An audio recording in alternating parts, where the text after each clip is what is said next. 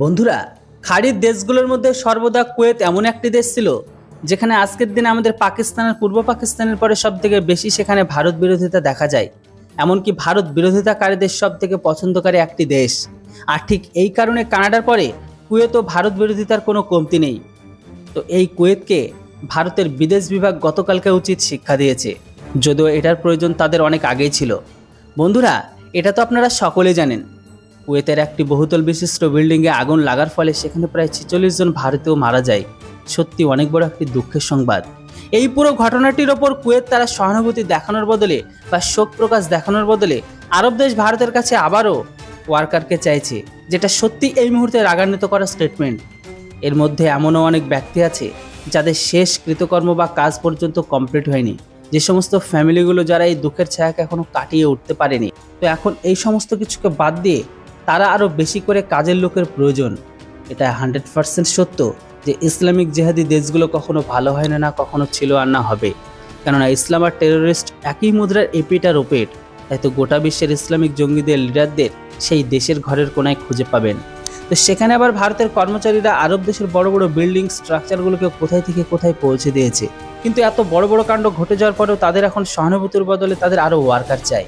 তাই এই মুহূর্তে ভারতের বিদেশ মন্ত্রণালয় কাতারের উপর অনেক রেগে গেছে। ভারতের বিদেশ মন্ত্রণালয় কাতারকে স্পষ্টভাবে কড়া ভাষায় জানিয়েছে যে কুয়েত যেন প্রথমে এই দুর্ঘটনাকে নিয়ে ভালোভাবে ভেরিফাই করে যে এটা সত্যি একটি দুর্ঘটনা ছিল না প্রি প্ল্যান করে ঘটানো।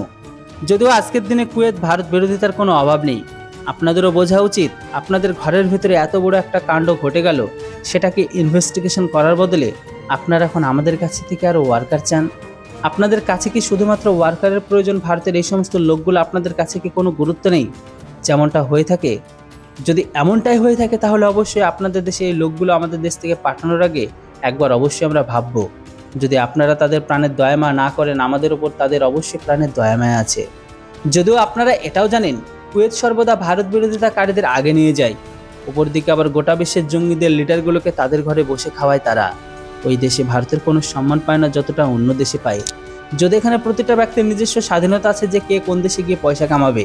বন্ধুরা, এবার আপনারা বলুন, যদি আপনাদের কাউকে কুয়েতে কাজ করার জন্য ভালো অফার দিয়ে থাকে বা ডাকে, যদি আপনাদের স্যালারিও ভালো দেওয়া হয়, তাহলে আপনারা কি কুয়েতে গিয়ে কাজ করতে পছন্দ করবেন, না নিজের দেশে কাজ করতে সবথেকে বেশি পছন্দ করবেন?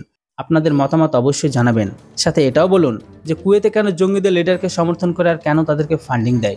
অবশ্যই আপনাদের মতামত কমেন্ট বক্সে লিখে কেউ জানাতে ভুলবেন না। Thanks for watching. জয় হিন্দ, বন্দে মাতরম।